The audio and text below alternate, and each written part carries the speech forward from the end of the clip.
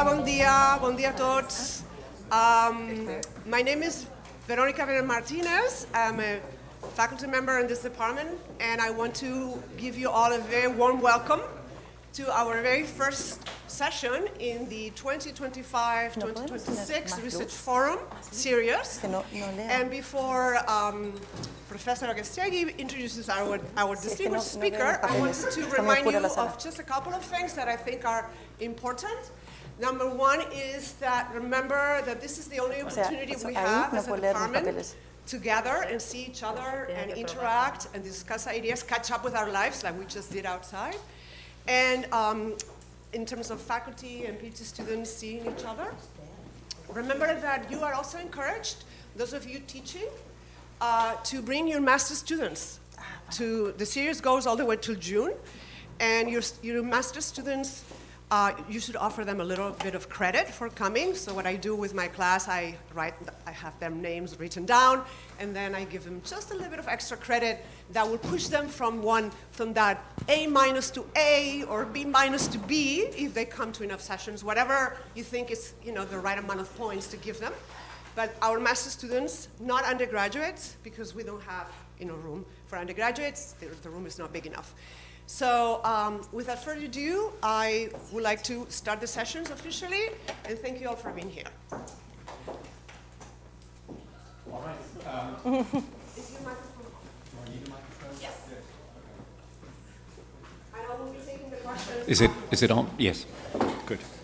All right. Well, it's my great pleasure to introduce a rising star in the galaxy of political theory and philosophy, and certainly in our department, and it's good to catch her before she reaches heights that will leave us all behind today. So Tatiana Llaguno is an assistant professor of political theory here at the Pompeu Fabra. She was previously a postdoctoral researcher at the Faculty of Philosophy at the University of Groningen in the Netherlands. She received her PhD with distinction from the New School for Social Research in New York, where as a Fulbright scholar, she worked under the supervision of Nancy Fraser and Jay Bernstein. Her dissertation thesis was called Freedom in Dependence, a critical theory of our dependent condition, and this is the title of her talk today. And it was awarded the Hannah Arendt Dissertation Prize, and recently, still to be publicly announced, so this is I guess it is a public learned this yesterday. Announcement, the Luis Díaz del Corral Prize for the best doctoral thesis in the history of political ideas. So not in the entire history of political ideas, because we have to remain somewhat modest. Normative political theory and political philosophy, which is granted by the Center for Political and Constitutional Studies. She has been a DAAD visiting researcher at the Institut für Philosophie at the Humboldt University of Berlin, and her research areas include post-Kantian philosophy, especially Hegel and Marx, social and political philosophy, critical theory, feminist theory, and political ecology. And all of these strands come together in the thesis. Her work has been published or is forthcoming in the Hegel Bulletin, the Journal of Social Philosophy, the Critical Review of International Social and Political Philosophy, Environmental Values, and various edited volumes. She's also an organizing member of the Marx and Philosophy Society. All right, so again, the title of her presentation, Freedom in Dependence. And Tatiana, over to you. Thank you so much.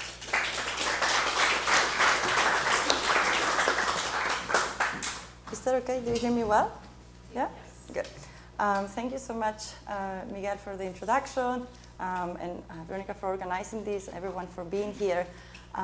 So as Miguel just explained, this is my current book project that is coming out from my dissertation project.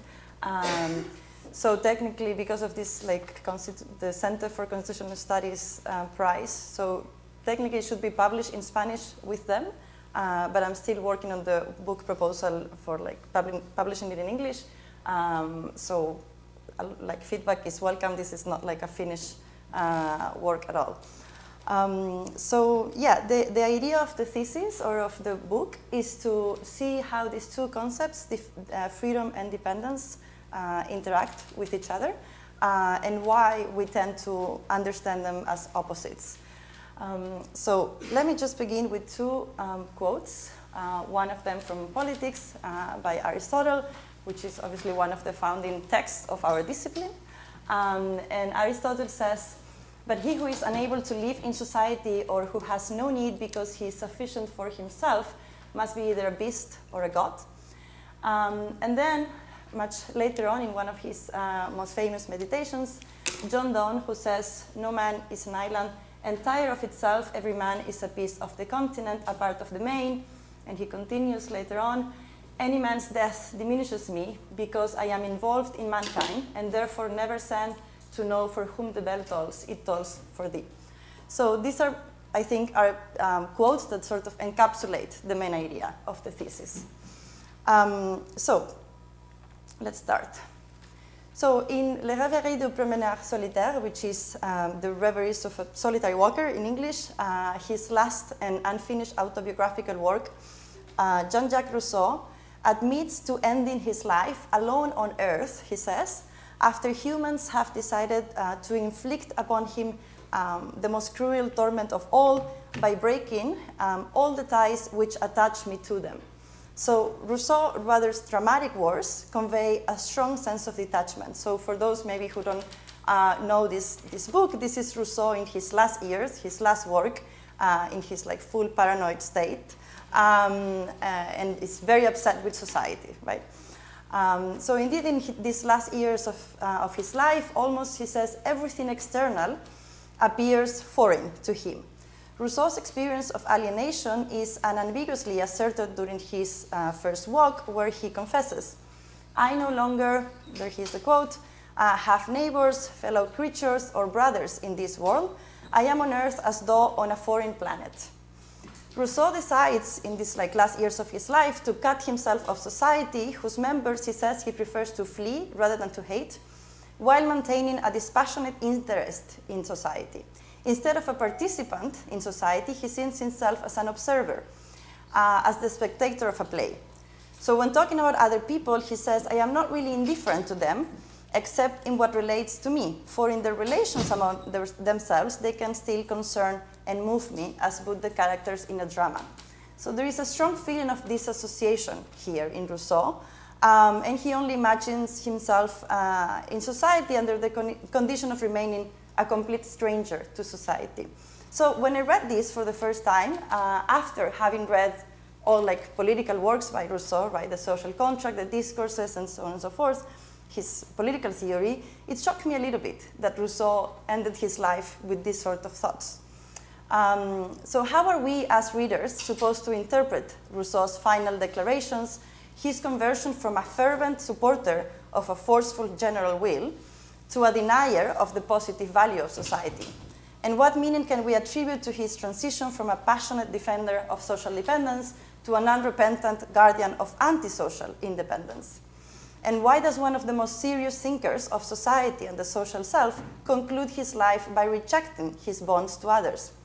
So it is possible to see in Rousseau's failure, or this is the question, is it possible to see in his failure to live up to his own moral and political project, the failure of us, modern subjects, to live up to the challenge of reconciling dependence and freedom? So my suggestion is to read in Rousseau's figure the condensation of a modern paradox, which is the focal point of this book. And the paradox to which I refer is that between dependence and freedom. So modern subjects, all of us, we know ourselves to be free, or so I hope everyone thinks so. But we also undergo a very deep social interdependence. And notwithstanding this experience, the experience of this interdependence, which is present in our lives but also constantly repressed, individuals do not seem to procure any satisfaction in this condition of dependence. Rather, a sort of distress about it tends to erupt. We don't really like to see ourselves as dependents, right? So we think that children, disabled people, old people, these are dependent groups, but the rest of us, not really. And this is obviously something with which I'm disagreeing in the thesis, right? And the question is, why are we not understanding ourselves, all of us, as dependent beings? So as I shall argue, this is so because, though not inherently contradictory, dependence and freedom can be made contradictory. And when that happens, subjects are made more likely to develop an aversion to their dependent condition, and they will easily and understandably start to fantasize about ways of abolishing it. So Rousseau's persecutory ideas are the ones provoking his categorical rejection of society, but other social experiences, which are the ones that I try to examine in the thesis and in the book, can also steer individuals in a similar direction. Do we have more water apart from this one? No. No, okay. No, it's okay, I have this, it's okay, just no. Tatiana, do you want to make on that something of your skin? The texture of this? I don't know how to, maybe it's here? Okay? Oops. Okay. So, one of the central claims of this book will be that by putting freedom and dependence in contradiction, modern capitalist societies manufacture the disavowal of our dependencies, a disavowal that produces terrible results for us as social beings and for the planet. While this project aims to defend the centrality of dependence in our lives, I do not subscribe to moral condemnations of its denial. So I propose interpreting strong repudiations of dependence as symptomatic of a fraught relationship with it. Instead of harshly judging modern subjects for their reluctance to acknowledge their dependence, the book delves into the origins and causes of that denial, examining how a condition that is arguably rich, being both dependent and free, has become undesirable, almost unbearable. And the underlying premise here is that we cannot simply attack the ideas we don't like, for instance, in the case of the thesis, freedom as independence, as if ideas were entirely self-sufficient, as if ideas could swing entirely free from the material conditions and practices from which they draw their life. To truly substantiate the claim regarding the ideological nature of independence, it is crucial to unearth the social relations that sustain it. But let's ask first, how are we to understand the fact of being dependent and free? And is freedom not threatened by our dependencies on others and on nature? Should our goal not be to eliminate or to reduce dependencies?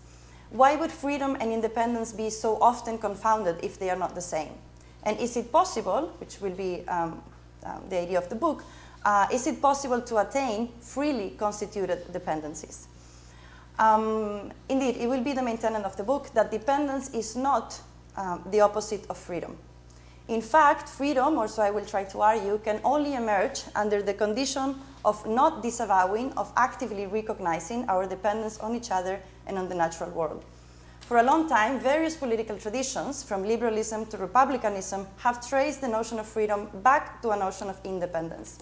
And in the most flagrant cases, such as those political theories working under the assumption of a possessive individualism, the repudiation of dependence became constitutive to the notion of freedom. And I begin from the opposite idea, arguing that individuals can be free through the relations of dependence and not despite them or outside of them. Freedom becomes unintelligible outside our web of dependencies. And if anything, freedom occurs, when it happens, at the intersection of the acceptance and bound transformation of our dependent condition. Unfortunately, operating under opposite premises has led our societies into different sorts of crises, the ecological crisis being one of those. And for that reason, I see the need to address in a more or less rigorous manner what the nature of this dependence is, which content and form it should acquire. I see it as a particularly urgent task. So despite our condition of dependence being inescapable, its study remains rather unsatisfactory, especially in social and political theory. Sorry. So as we will see, neither is outright rejection as mere submission. So a lot of political theories think dependence is the same as submission, nor is abstract and naive reappraisal can serve as a starting point. If we aim to understand the ambivalent nature of our dependent condition, we must engage in an investigation that moves beyond these two tendencies. So Rousseau himself made such an attempt, but his historical positioning as an 18th century writer limited his ability to foresee the development of important social logics, characteristic of our societies, and difficult to address within his theoretical apparatus. Rousseau also was still part of a generation of philosophers that thought within common tropes in modern political theory, such as the state of nature hypothesis, right? We all know this hypothesis, but in Rousseau, in the state of nature, individuals are completely independent beings, right? And they become dependent when they enter society. I do not entertain that possibility of at the very beginning of history, people were independent from each other. So I do not entertain that possibility here. His ideal presupposition of independence is inaccurate in describing the life form of human beings and unproductive as a heuristic device due to its deceptive nature. So independence has not been lost because it has never existed in the way assumed by Rousseau. If, as Marx once claimed, critical philosophy is, he says, a matter of confession, no more, then the confession guiding this project is as follows. We are born and we die dependent through and through. The illusion of self-sufficiency is, as MacIntyre states, all too characteristic of the rich and the powerful in many times and places, as it allows them to exclude themselves from certain types of communal relationship. This work aims to dispel that illusion, but also to remind the less powerful not to confine their political imagination and praxis to self-defeating ideas. That is, not to make independence our political horizon. And obviously here I'm not talking about independence of states and so on and so forth. That's a different discussion. So it is true our dependent condition proves we are not omnipotent, but it also shows that we are not merely enfeebled creatures. As Gillian Rose once observed, you may be less powerful than the whole world, but you're always more powerful than yourself. If anything, dependence is a weakness that dialectically sublates itself. In bringing us in relation to others, it generates power and strength. Importantly, however, this book does not defend a romanticized take on dependence. Our dependent condition is not good or bad in itself. It's not a guarantee of freedom, nor its impediment. It is rather like the air we breathe, which, if polluted, it is at the same time the thing that harms us and that keeps us alive. Yet for dependence not to be intrinsically good or bad does not mean that it cannot be lived in better or worse terms, that is, that it cannot be subject to criticism. However, in order to make normative distinctions between different forms of dependence, we must view dependence as a multifaceted reality. And to deploy dependence as a critical concept, my proposal in this book is to develop a Hegelian Marxist framework enriched when necessary challenged by feminist and environmental analysis. The ultimate goal of the book will be to put forth a structural ethical approach to dependence that takes both its objective and subjective dimensions into account. Starting with dependence at the level of self-consciousness, I will explain them later on, will allow me to argue for the logic of dependence as constitutive of subjectivity as such. It is not, as I mentioned before, that we exist as subjects and then we enter relationships of dependence with others. Dependence runs deeper than that because it is at the core of our very constitution as independent subjects. So if our subjective dependence manifests in our personal relationships with others and plays a fundamental role in the development of one's sense of self, our objective dependence unfolds in broader social relations, practices, and institutions, as well as in our interaction with nature. And I propose studying subjective and objective dependence as distinct dimensions for reasons both practical and normative, first for the sake of conceptual clarity, and second to support a normative argument that will be more evident at the end of the talk. So indeed one of my claims would be that unfree forms of dependence happen when the necessary relationship between the subjective and the objective is obscure, damaged, or interrupted. Free dependence emerges then when the negotiation between the subjective and the objective ceases. Our dependencies are not in themselves problematic, but they can become a problem. So what we need to figure out is when do they become a problem, right? So they become a problem, my argument is, under certain social conditions. Say, if our dependence on nature takes the form of a dependence on fossil fuels, or if our dependence on each other leads to our alienation from each other, right? So there are specific cases and instances in which our dependence becomes a problem. The methodological procedure that I employ throughout the book is, at the normative level, is that of immanent critique. So modern societies commit us both to dependence and freedom, yet they systematically fail to reconcile the two. Importantly, immanent critique is not merely a critique of a promise that remains unfulfilled, of a mismatch between actions and beliefs. Instead, it aims to demonstrate the constitutive function of the contradiction, its systematic character. So as Rahel Djeggis put it, immanent critique does not point to the fact that norms are not realized in reality, but to the internal contradictoriness of reality and its constitutive norms. So when this happens, we do not face a mere lack of consistency in a logical way. Rather, our entire form of life becomes snared in various practical distortions and crises. So before situating the specific contribution that I seek to make within the existing literature, let me just note one thing in relation to independence.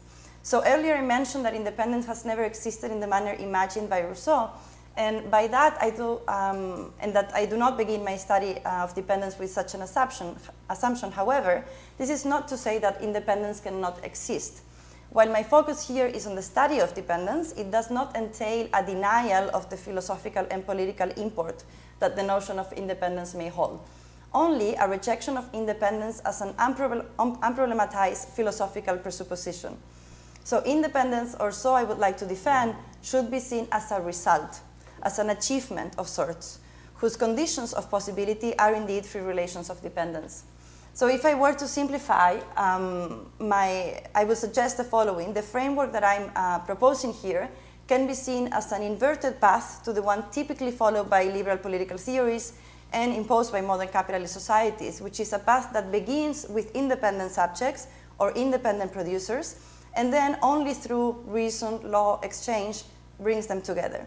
My approach points to an ineradicable and constitutive dependence that itself opens the door to and enables not a form of self-sufficiency, but the potential achievement of a morally relevant form of independence, of individual and collective freedom. So, how have recent debates engaged with the reality of dependence, and how does the argument in this book fit in the existing literature? So I classify current approaches in basically in two groups. One informed by discussions around relational autonomy, care, vulnerability, and another one more informed by the critique of political economy and very close to republicanism. So the first group, more ethically inclined, we could say, tends to provide little systematic understanding of how actual forms of generalized dependence are experienced under capitalist relations. And the second tends to downplay the implications of grasping dependence as an objective and objectified reality. We'll get there. So while the former risks offering a defense of dependence that remains blind to important axes of domination, the latter remains limited in its scope and oblivious to the distinctiveness of modern forms of power. Moreover, both groups of authors seem to lack, or at least they do in my view, a serious discussion of the ontological or metaphysical assumptions underpinning their philosophical and political proposals. So the first group of theories have made valuable contributions to the study of social dependence and have managed to shift the terms of the conversation in recent debates around autonomy, justice, and democracy. In the last decades, a variety of theories have attempted to demystify the liberal imaginary of individual independence, suggesting instead a paradigm in which a shared condition of vulnerability and interdependence predominates. And these are the first group, and those are some of the most important references. And despite the important insights of these accounts, let's say the starting point of all humans as dependent, the recognition of dependence ambivalent nature, and the inequalities that permeate it, not much is said in any of them about the specificity of dependence under capitalist relations. However, in my view, at the heart of any attempt to decenter independence lies the need to disrupt what I call capitalism's fetishistic disavowal of dependence. That is, its enhancement, but concurrent negation of social and natural dependence. So we have never been, if we think about it historically, we have never been more dependent than now, right? So whatever happens in one side of the world affects us in some way, and we cannot survive, not even one day, without relying on the coordination of the labor and the work of many other people. So we are in a very extreme case of interdependence. But we get told again and again that we are self-sufficient, or that we should aspire to be self-sufficient, independent, that we don't really need others. So by being reliant on a system of social cooperation, but also on the ideological figure of the independent individual, what someone like Kathy Wicks has called capitalism's dependence on independence, capitalist societies reproduce a profound contradiction. And to fully understand it, our analysis of dependence needs to integrate the much-needed critique of political economy and pay more attention to the ways in which our dependence unfolds within these specific social relations. So the second group that I consider here, which are mostly, not all of them, are mostly radical Republicans, as we know it, have indeed produced valuable contributions to the analysis of our dependencies in the context of capitalist relations, so they do include a critique of capitalism in their work. But while doing a very good job in bridging the gap between the critique of political economy and the discussion of social dependence, their approach seems to me analytically and normatively limited. Shortly put, these authors tend to pay little attention to the objective nature of dependence, both to the problem of social relations becoming object-like, and to the question of our objective dependence on nature. And in this book, my aim will be to explore dependence as a concept that can help us illuminate the problem of social domination from the perspective of the social form, something that Republicans do not tend to do because they focus more on the perspective of specific social actors. So among other things, by doing so, I will be able to grapple with feminist and environmental concerns, which despite a few exceptions in the literature, in the Republican literature, they have not been fully integrated.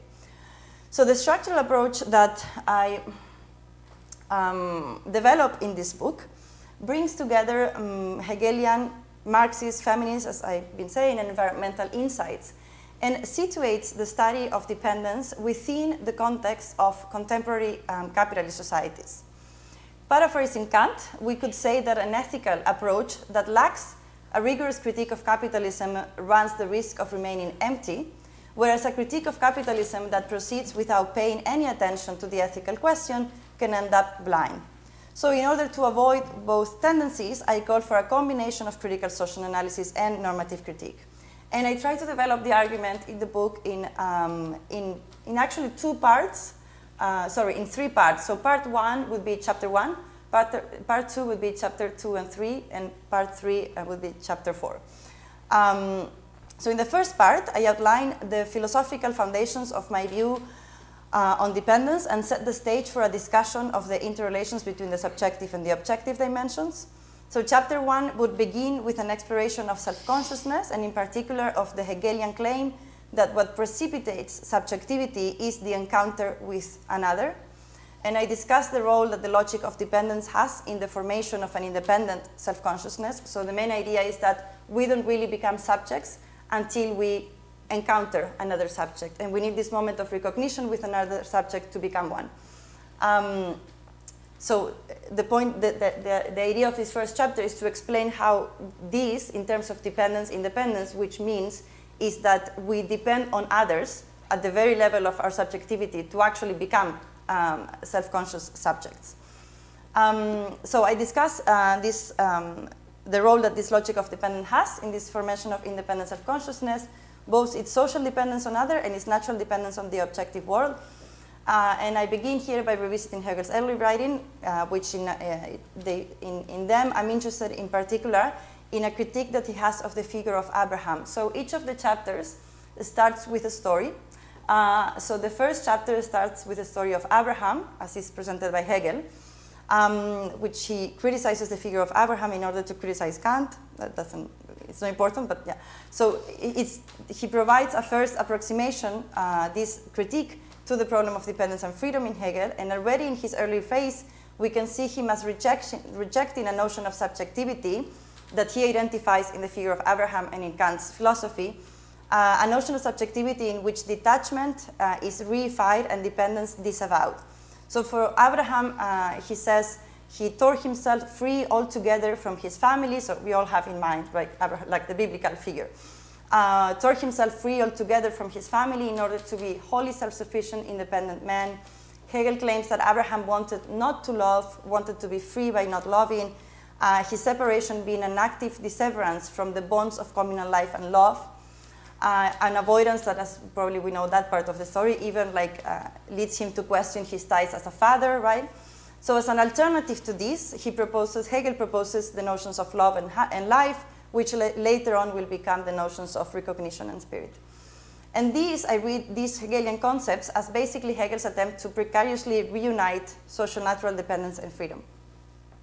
So after making this argument and starting with Abraham's story, an argument that we can see as happening almost at the ontological level, if we want to put it in those terms, I move on to Hegel's political theory and his philosophy of right. But I argue that despite providing insightful claims regarding the need to establish social institutions that facilitate a form of freedom not premised on the repression of dependence, Hegel's propositions, which are like the modern family, the market, and the state, are not really satisfying. So then I move to part 2, which is chapter 2 and 3. So part 2 studies from a Marxist, feminist, and environmental perspective how relations of dependence manifest in contemporary societies, and it explores the contours of our objective dependence, right? So chapter 1 was about subjective dependence, how dependence manifests at the level of development of the subject, and 2 and 3 are like social relations, objective dependence. So chapter 2 centers on the logics of dependence and independence and how they are made concrete at the level of economic production.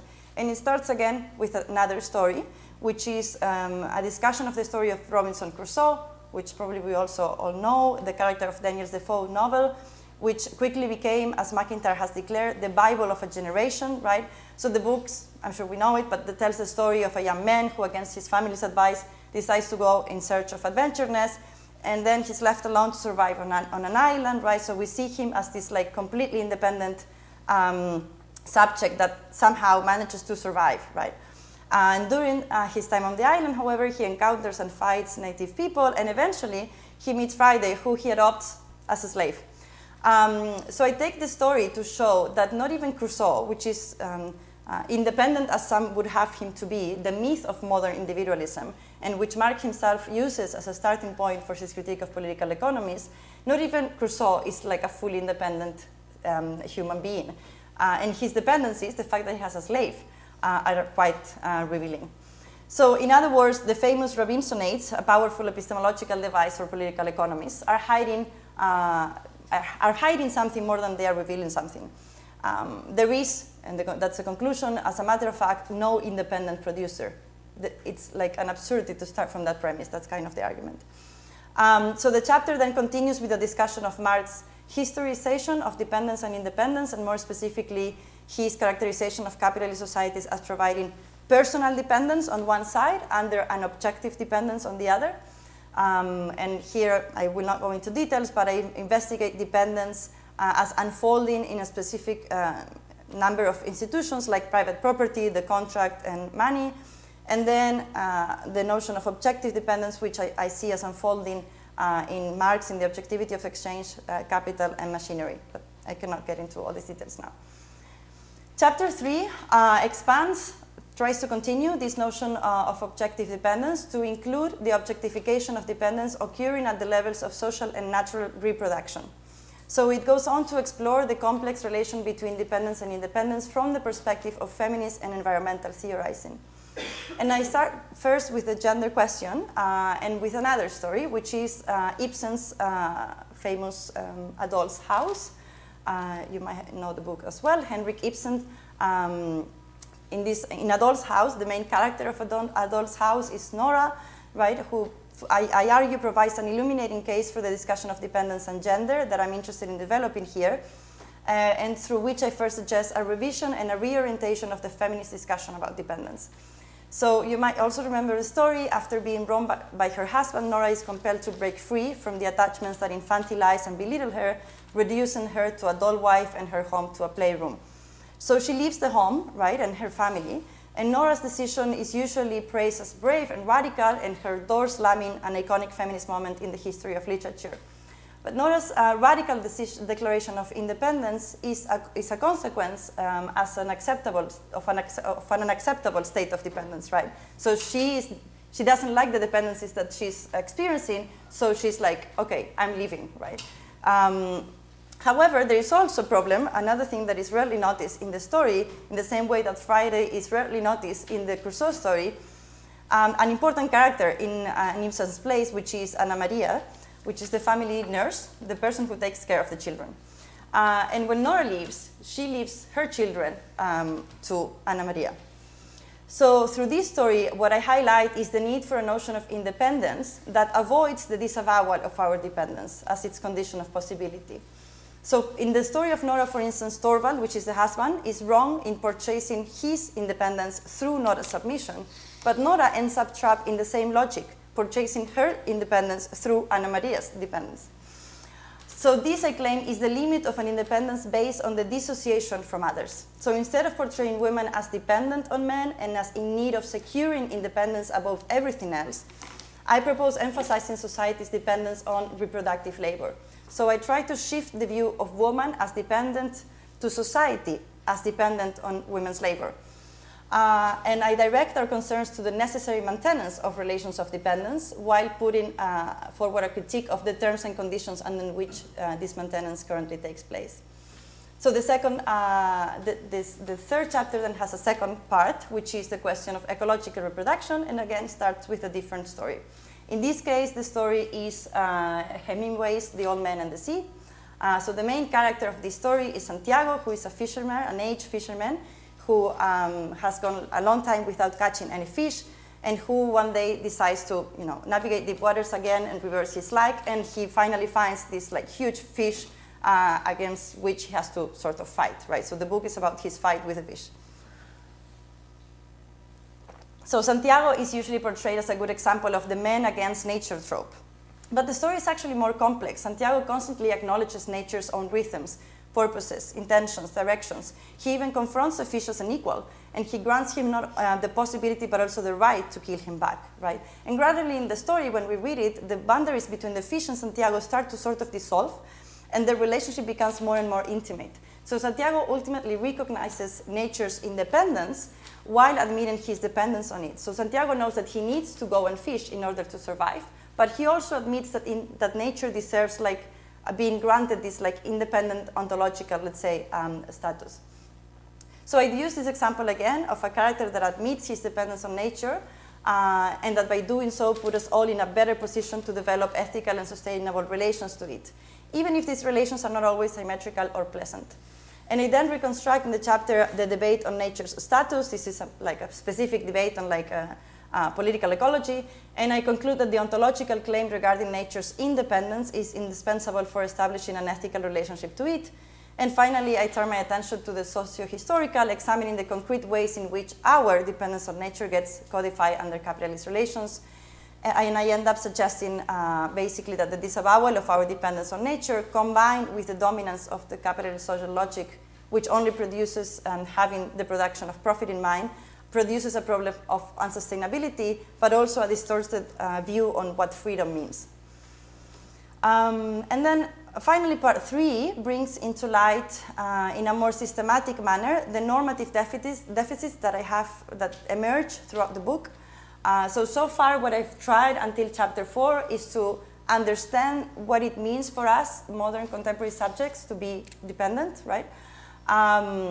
And the different discourses that are available to us to make sense of this reality. In chapter 4, what I try to do is to see the normative deficits that emerge throughout the argument, and having explored subjective and objective dependence in chapter 1, 2, and 3, in chapter 4, I emphasize the need for a structural ethical critique. That's why at the beginning I said that this is a structural ethical approach. And I offer some thoughts. Okay, this is also the last chapter. I offer some thoughts on what can be done. So first, I present a non-exhaustive list of problems, such as misrecognition, alienation, and sustainability, examining each of these through the lens of dependence. And second, I propose a political response that pays attention to the relationship between the subjective and the objective. So the main claim of the book would be that for freedom, as I said at the beginning, independence to become a reality, the subjective and the objective must remain in a constant and vivid interaction. So to attain such a dynamic process, I suggest I will only mention it now, but maybe we can discuss it more in the Q&A, a double constituted praxis consisting in two interrelated movements. On the one side, releasement, on the other side, reappropriation. So if releasement, which is something like letting, let's say, the object be, like letting go of our will to control the object, gives place to the objective, then reappropriation makes room for the subjective, right? So the argument is that there are moments in which the response for us should be releasement. For instance, in our relationship with nature, right? We should let nature be, in a way. So respect it as something that exists like independent from us and that it has a place on its own, and we don't need to reappropriate nature all the time. But at the same time, the double movement is because I do claim that, for instance, in the case of capitalist relations, what happens is that we cannot really appropriate those relations, right? So we get alienated from those relations, and what the response there is reappropriation. Together, these two practices invite us to see, or so I hope, that our dependence is neither an always already given reality, nor a fully constructed one. That is, they enable us to grasp our dependent condition as something that can be collectively transformed while alerting us against the fantasy of full mastery. And that's more or less the project. Thank you so much.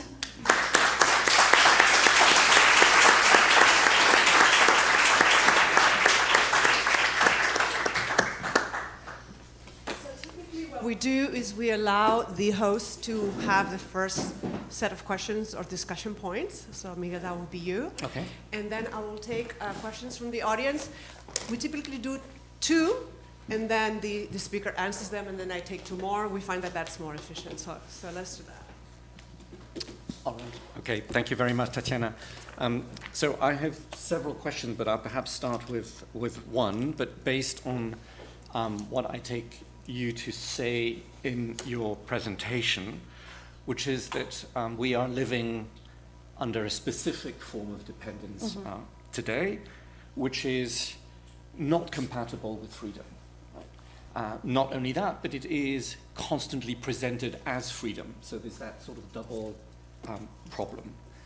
And so alienation is, of course, the word that you, following Marx, put forward, is a basic state of sort of social economic condition that requires its own critique. Yeah. Okay, so the first question that I have is, if we take a historical view,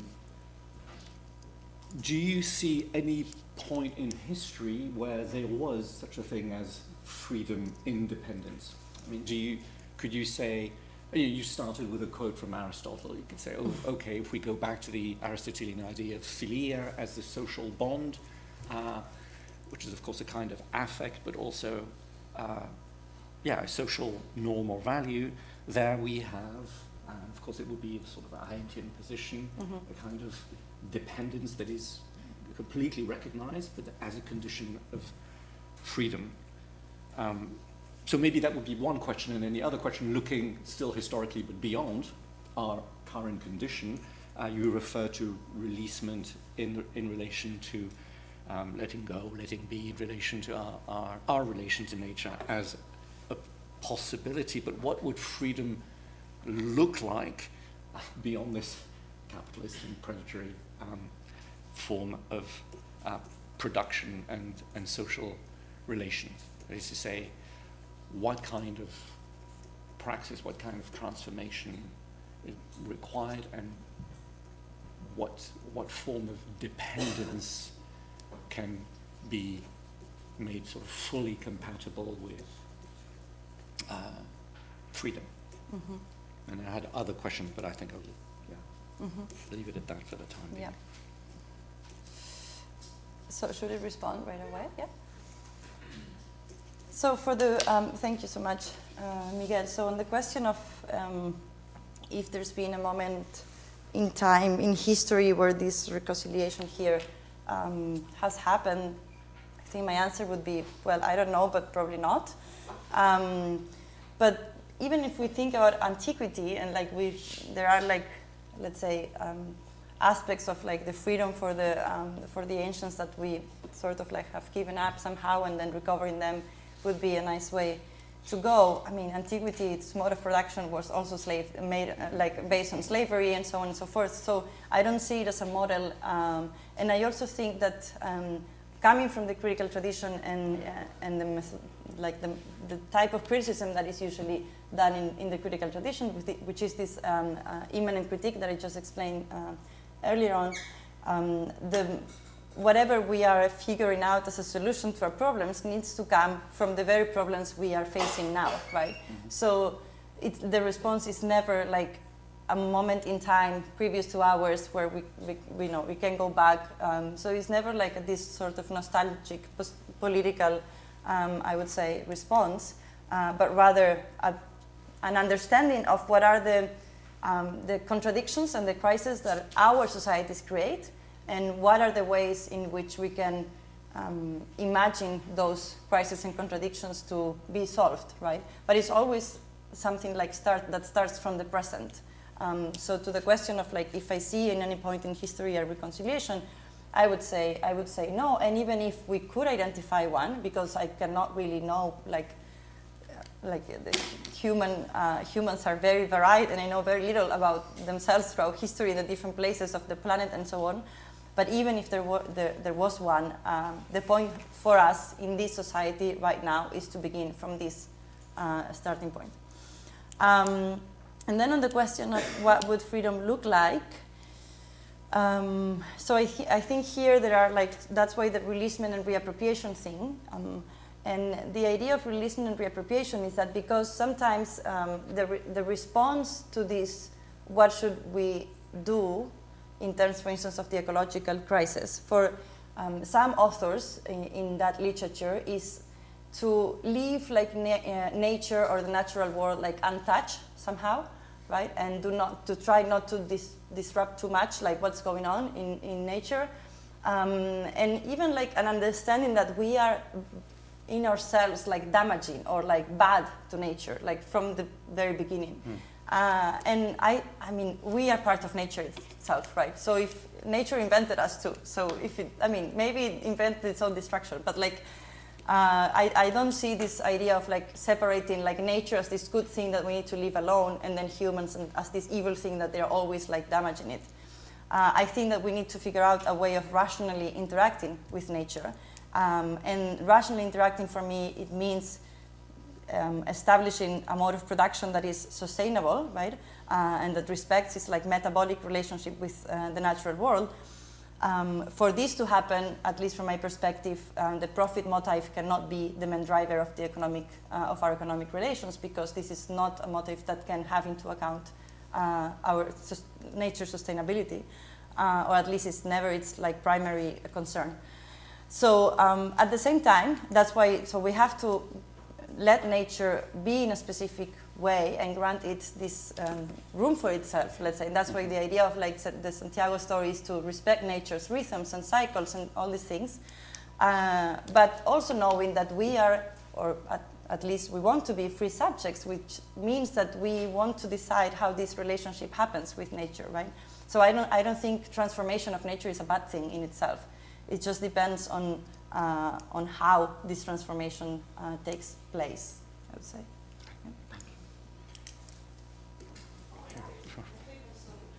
First was Marcus 30 or 4. If I make a mistake, you let me know. Vale, gracias. Thank you very much, Tatiana. I really liked your presentation and I really enjoyed it. I'm looking forward to reading the book once it's out. I also really like that the main issue is this questioning that freedom and dependence are, that there's a contradiction among those concepts. And my question was in relation to the body. So to the conceptualization of the body that for me, I expected that it would appear at some point, or at least it was like my first impression regarding this contradiction. So many feminist theories have argued that many of those like classical authors do not take into account that we are bodies, no? Even that we were all produced and also brought to life by another body, and that there's something really like a really foundational relation of dependency in this just being brought to life through another body. And it's a relation of dependence that never ends. So we are always dependent, but also it makes us acknowledge that there are other bodies that depend on us. So there's like these two directions of dependency, and that political theory has historically neglected this dimension of being bodies, having bodies, and this like foundational dependence through bodies. So, and I don't know how it relates to freedom. I have been trying to think about it during this like half an hour, and I don't know if there's a path here to think about freedom based on this foundational relation, but I wanted to ask you about this, and what's the fit of bodies in your argument? Thank you. Thank you. Beatriz to ask a question, and then Tatiana, you should address. Well, thanks a lot, Tatiana, for this beautiful presentation, so nicely put.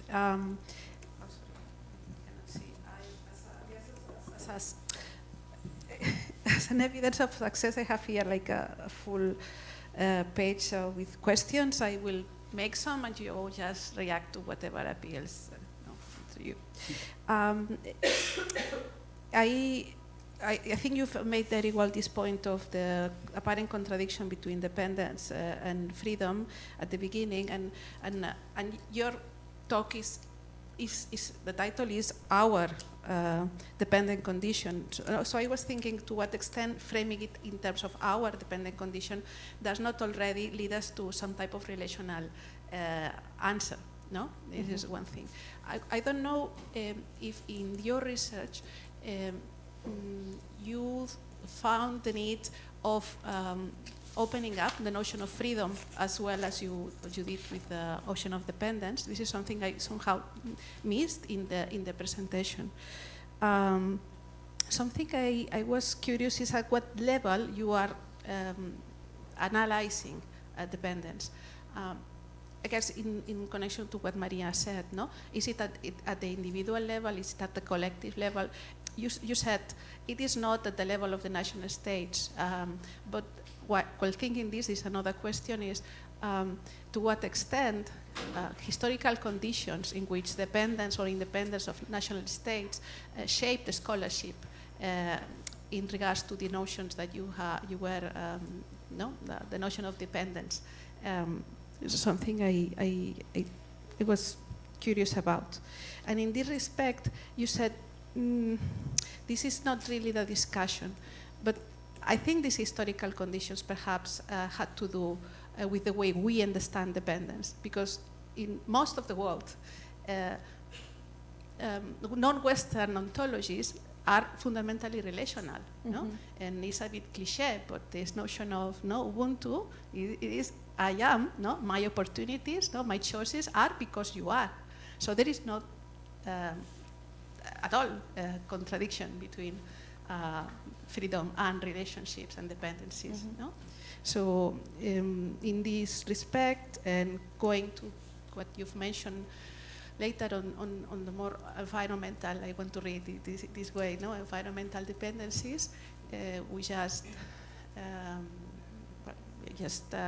got a paper in World Development, a note in which we demonstrate that this notion of development as freedom, à la scène, actually causes environmental impoverishment for people, no?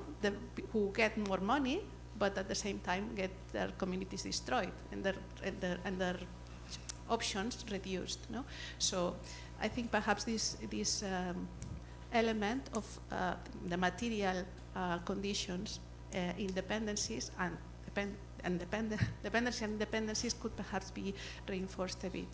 In any case, and just a note, we had this congress in June, and somehow, without us asking it, all the keynotes ended up addressing the notion of freedom in one way or another, and basically all the ways, all address the notion of freedom as bounded by relations.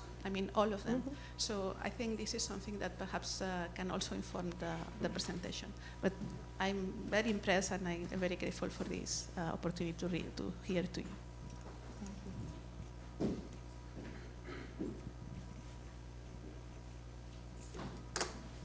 Should I go? Yeah.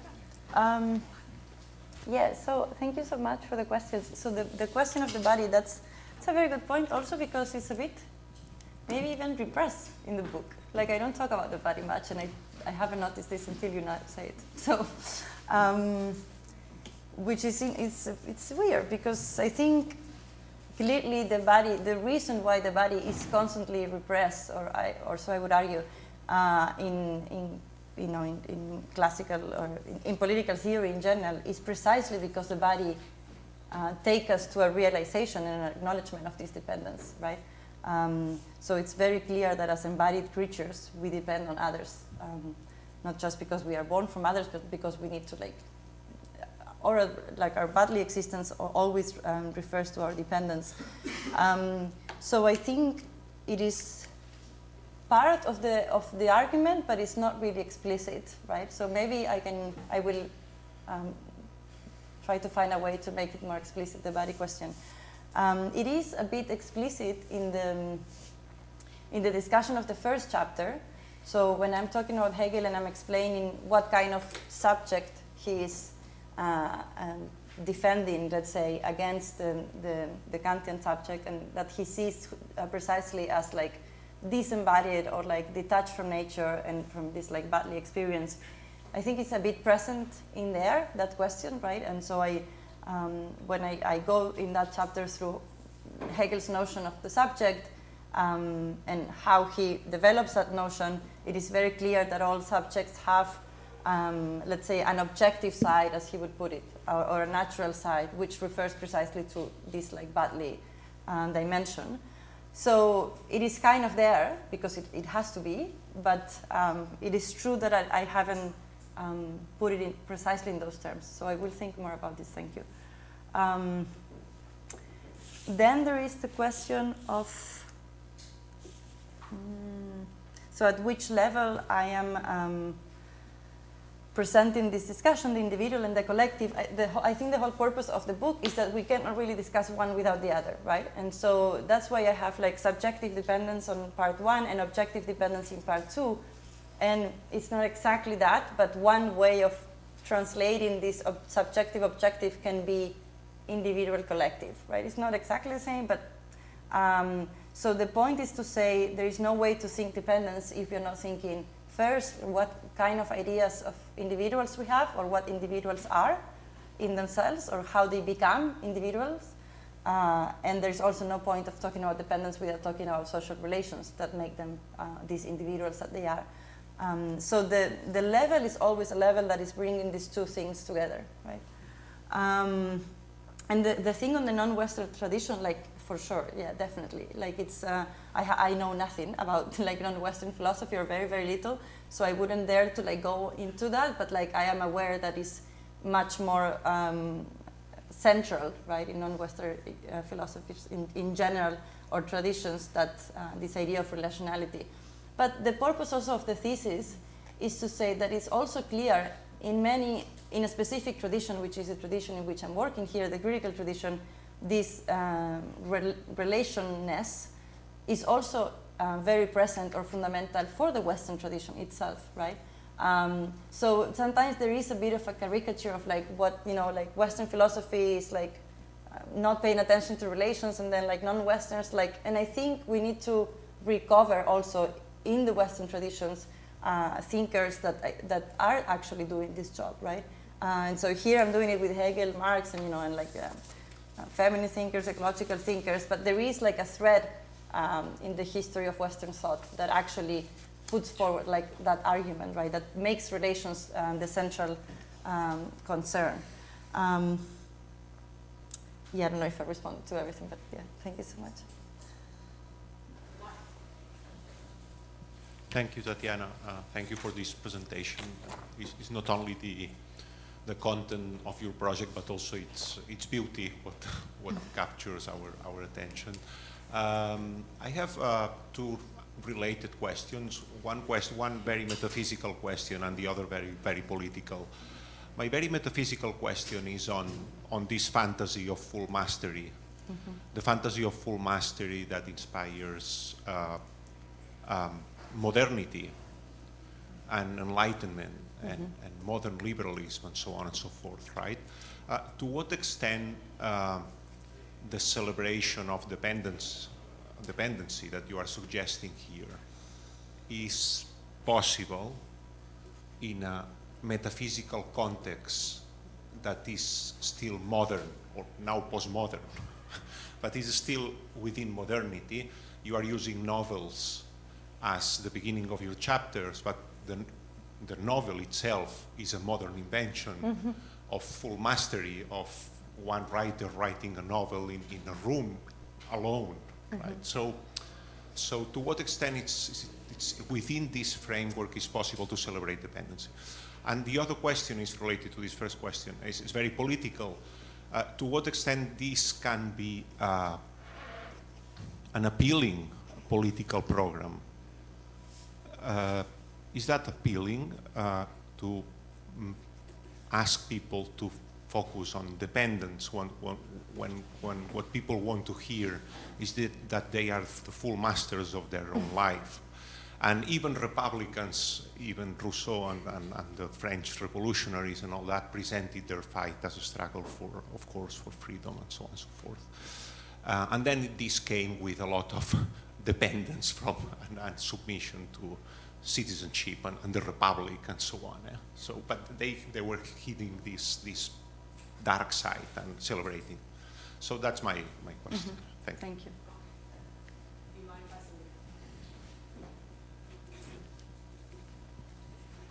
Hello, thank you very much for the presentation. It made me think a lot and made me want to read more theories, so that's a good thing, I guess.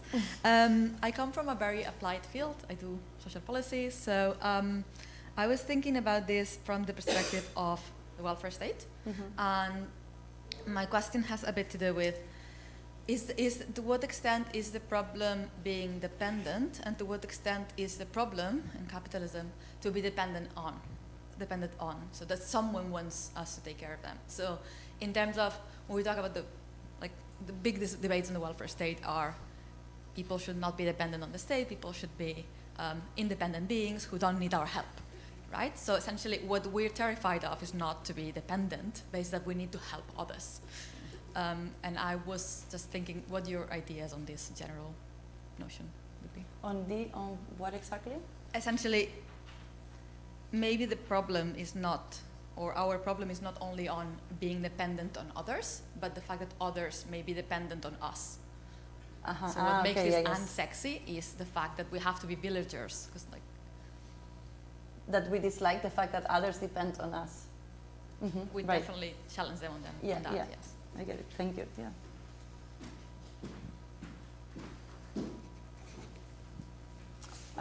Yeah. Thank you so much.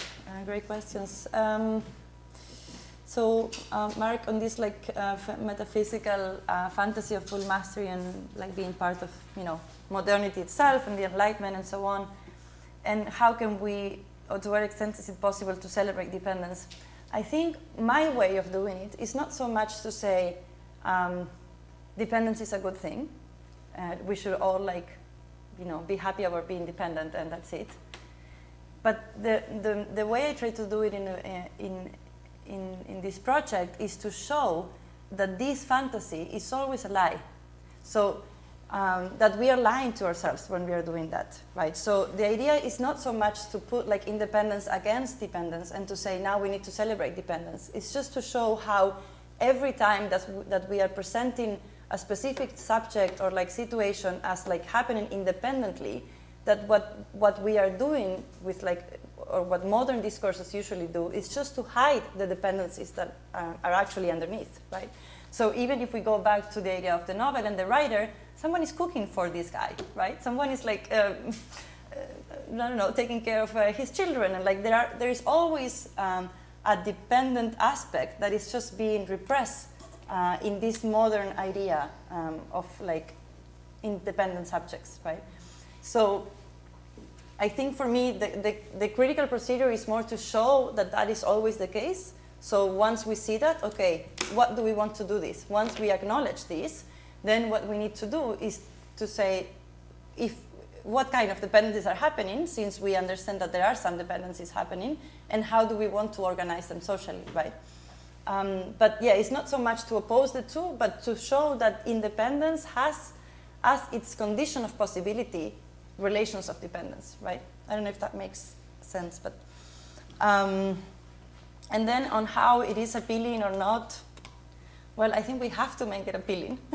That's our job as political subjects in the middle of a, ecological, social crisis, right? Like, I mean, yeah, that's not, I mean, there's so much theory can do that think about these things and like how we can theorize this, and we need to figure out how this can be. But I think it is appealing in a way, like most of people, when they feel like very independent in the sense that almost like, which is the independence that our societies give us, that is like isolation, and like people don't really enjoy that either, right? And everyone craves like, community and friends and like relations that give sense to their existence, right?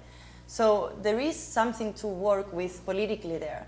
And yeah, it's just our job as political subjects, as citizens, to make that appealing, and I think it's quite important that we do. So yeah, but I don't have the clear response of how. Otherwise, I guess I would be doing something else than just this.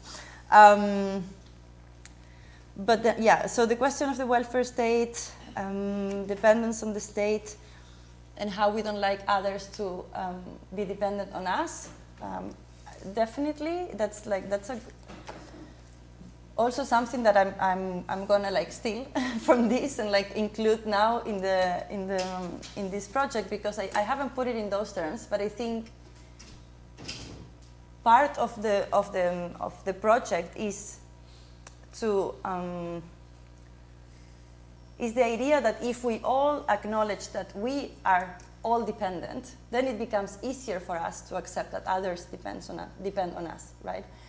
Because if I understand myself as being, like this is what happens, right, with a modern like capitalist state or the welfare state, I am the independent subject who is like, has a job, and I'm paying my taxes, and I'm doing all this by myself. And then all these other groups of people who are like not actually autonomous, like independent means, they come and take from me what I am doing. So the idea of the project is to say, well, but the starting point is a lie. Like there is no such thing as an independent human being that is producing by themselves. Like so we need that moment of realization, I would say, in order to relate differently to the fact that others depend on us, right? We need like full awareness of our own dependence. And that's also why I think that, for instance, in terms of the state or the welfare state, it's not a very good strategy, I think, it makes sense, of course, but like I think it's not a very good strategy to like present some policies or present some programs as like we have la ley de dependencia, right? So these give us the idea that there are only certain group of people who are dependent, right? And that's why we have like a dependency, law for these people. But the state is already reproducing something that is not good, at least not good from the perspective of the welfare state, right? Not good for its own purposes. I don't know how to rename this law, but like the interdependence law, I don't know. But you know what I mean? Like I think there is something there. But yeah, I think I answered.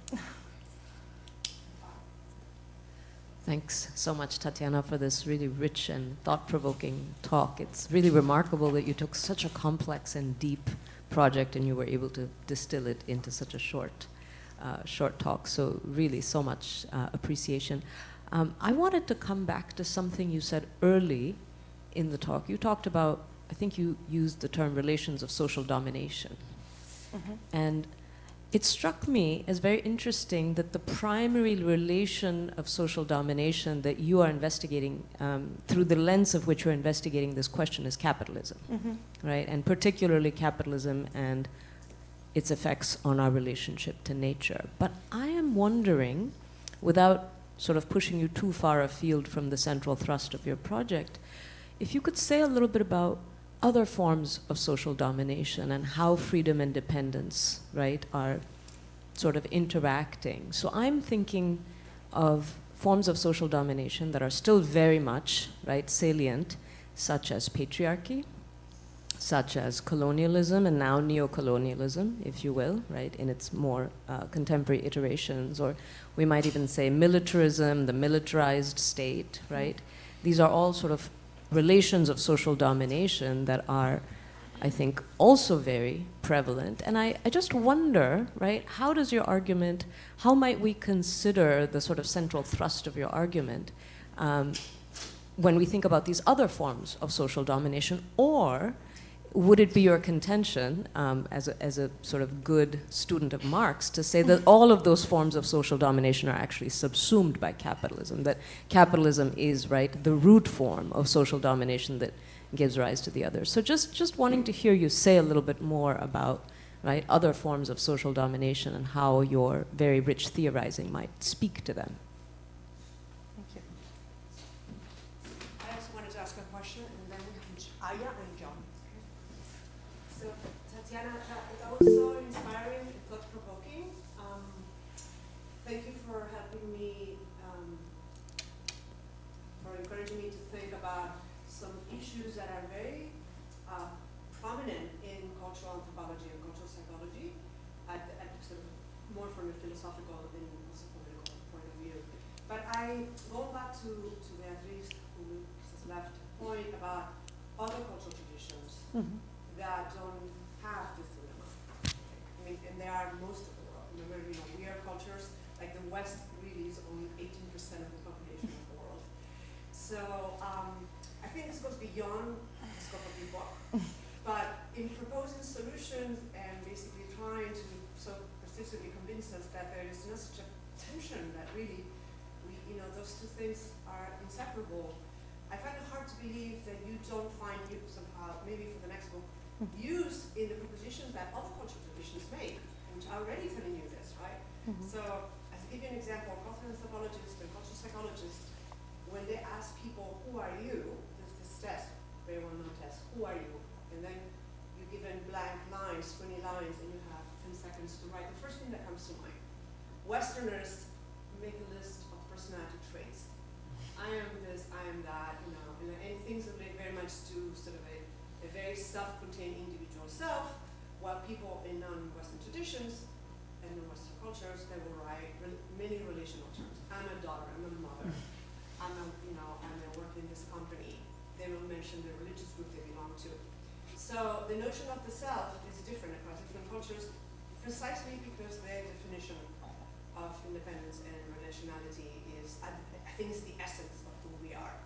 So anyway, it's just, again, I know it's beyond the scope of your book, but I think I find such beauty in how, and you said something that I really like, which is you're not saying that one is better than the other, you're just saying that they're inseparable, and that we need to really find ways of acknowledging that inseparability, because it has consequences for how we feel about ourselves, how we relate to others, political consequences, and so anyway, that's just fine. Thank you.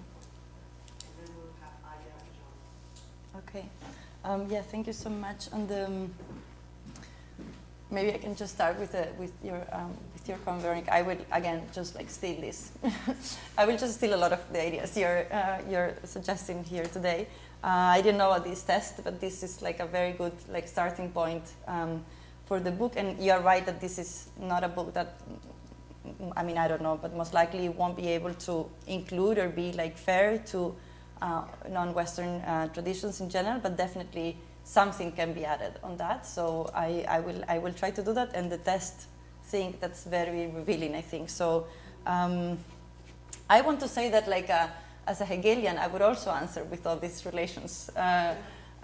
So again, the idea is to find maybe how non-Western traditions resonate with a specific tradition within the Western tradition, right? So but yeah, I like this testing very much. Thank you.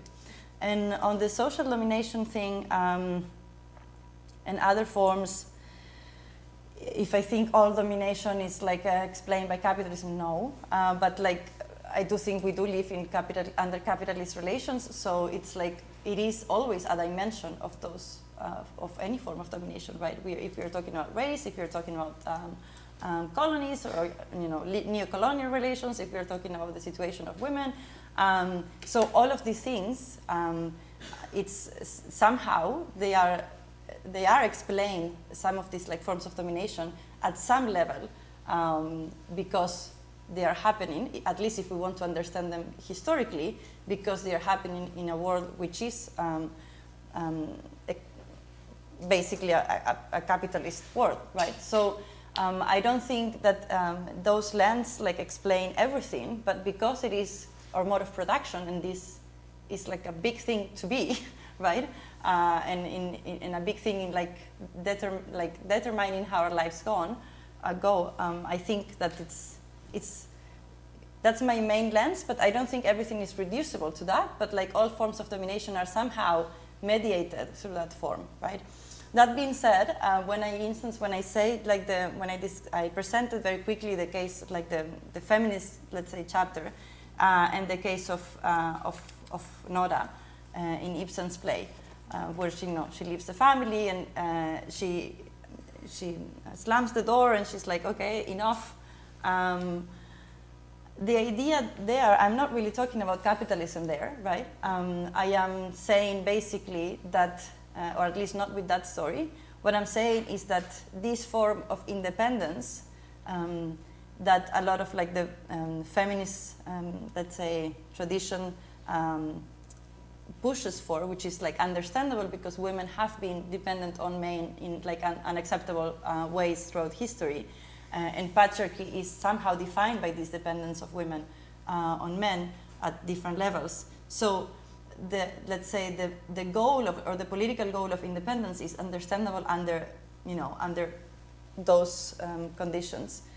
But then let's say the analysis of capitalism is also useful to include there, because what we see is that if we stop the discussion there, then our, as feminists, our response will be, what women need to be is independent.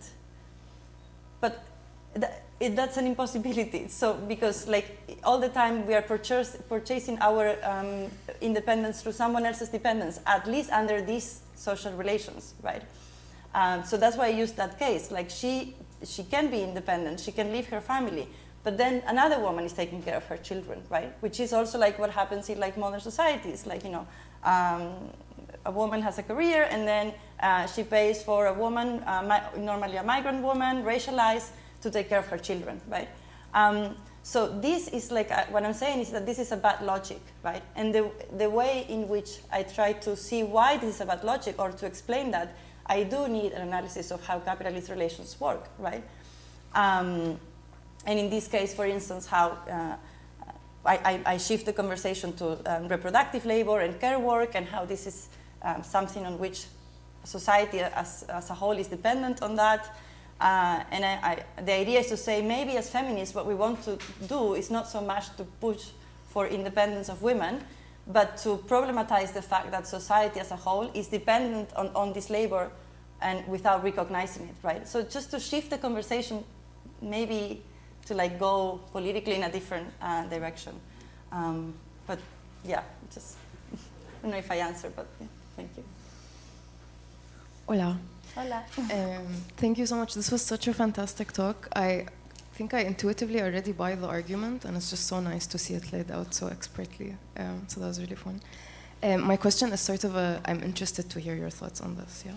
I was thinking, obviously, about the psychological level of this myth of independence and how difficult it is to break. And if I understand correctly, you're situating your argument within modern capitalist society, and I was constantly thinking of the role of technology. Mm. So, like 1 time out of 10 when I'm on a bridge or in an elevator or on a highway, I think, oh my God, someone made this. But most of the time I'm not thinking that, right? And because of technology, it's better not to think. Yeah. And with technology getting more and more intense, instead of like going and talking to someone to get a sandwich, you have a vending machine. Instead of going to the bank and speaking to someone, you have an ATM, etc., etc. So there's this added layer between us and all of the labor it takes to sustain us, the psychological barrier through which you forget that someone made the algorithm for the ATM machine and someone is actually physically maintaining it. So I guess my question is, how much, for turning this into a political project, how much does technology complicate the appeal, maybe, as Mark said? But then also, just out of curiosity, could you imagine a kind of technology that does not impose this barrier between us and our ability to understand our dependence?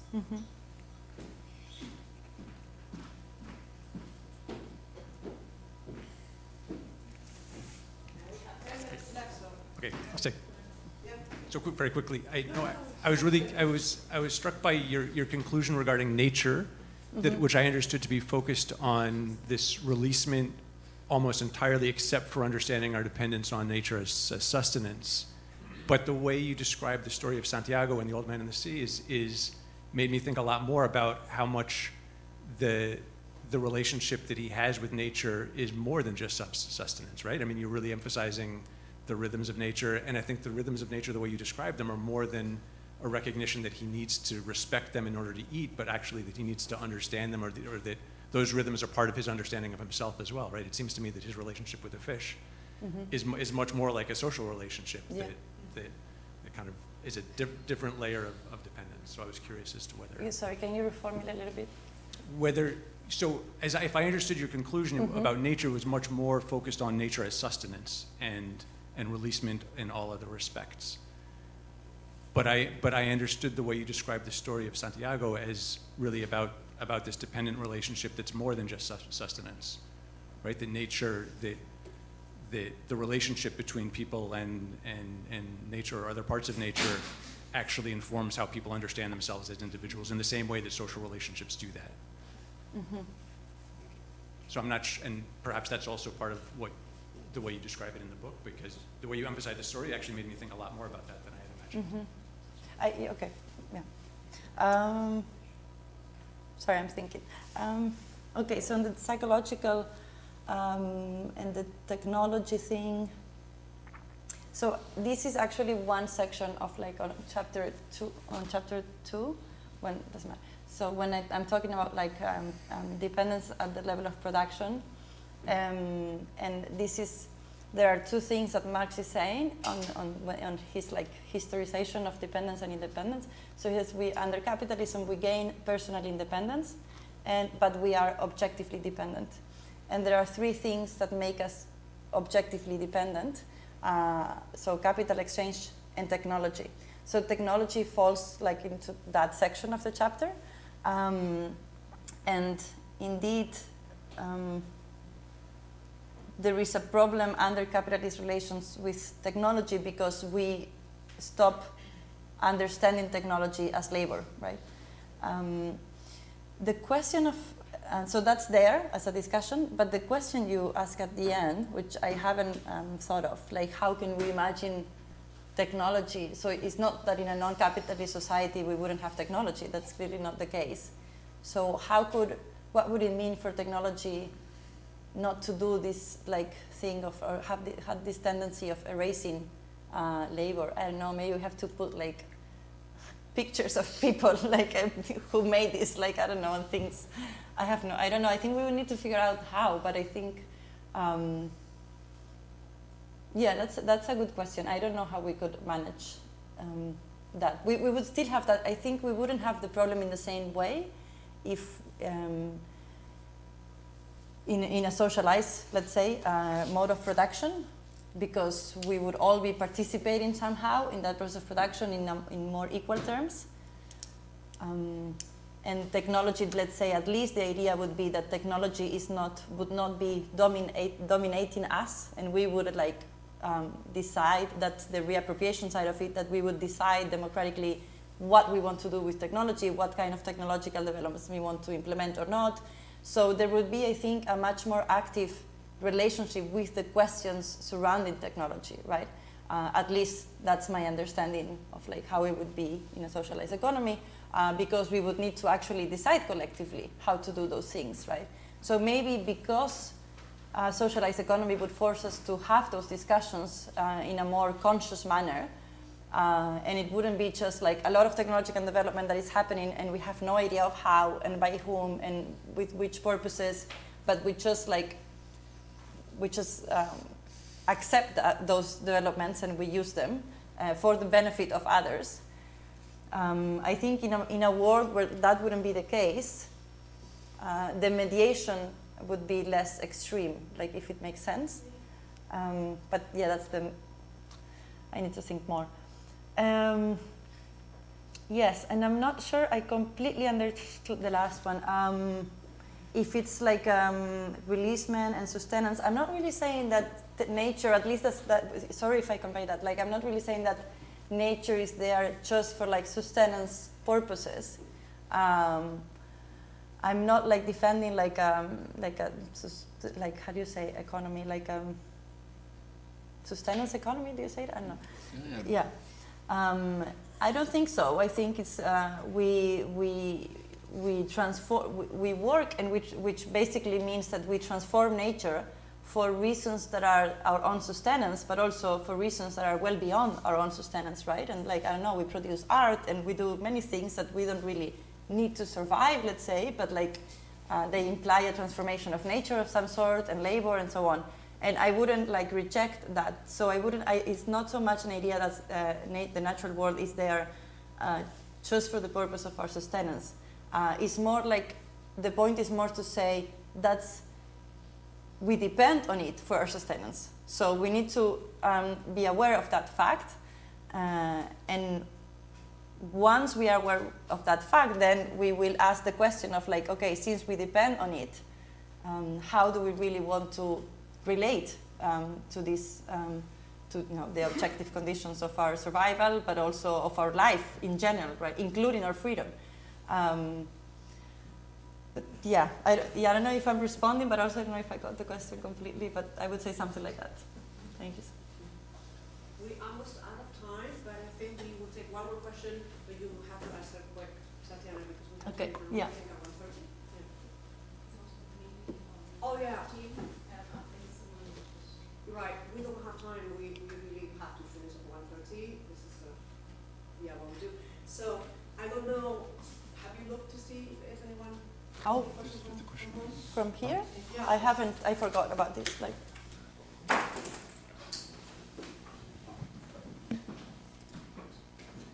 Is this? Ah, okay. Yes. Okay. So what should I do? Do I ask my question? Yeah, you can ask it. Can I ask my question? Yeah.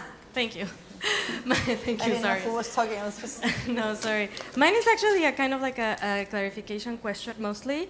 So I think I understood your comment, and I take it really well that like independence in all of the, like it's kind of like a sham, like a narrative sham. We are actually sort of like, all in these interdependent relationships. What I didn't quite fully grasp is how does freedom come in? So like, is it your claim that like in recognizing this, that's how we're gaining our freedom? Is there some other political action that we're supposed to take? Or how do we understand freedom once we recognize that, sort of like we're all in this network of relationships? Okay, I can try to answer to that one very quickly. Sorry to be so strict, but we do have a commitment with everyone to finish at 1:30. People have to teach. Sure. So maybe we can tell Camille that you will talk to them privately or something. I mean, I feel bad, but I'm doing my best. It's okay. It's okay. Should I respond to that one? Tatiana is available 24/7 anyway, in case you have. So the freedom part, it's also I cannot explain this now because we don't have time. But it's not so much that independence is a sham, because it is real to the extent that our societies under like law and the market, and like there are many social institutions that actually assume that we are independent. So to that extent, it is real. So it's not. I'm not saying that it's a sham. Marx calls it a necessary appearance. So it's real, but like anyway, It's complicated, but yeah. It's not exactly a sham, but it's a bit of a sham. And then the freedom comes in because the point of the thesis is to say freedom is basically or freedom can happen once we commit to an acceptance and acknowledgement of our dependencies, but also of their transformation, right?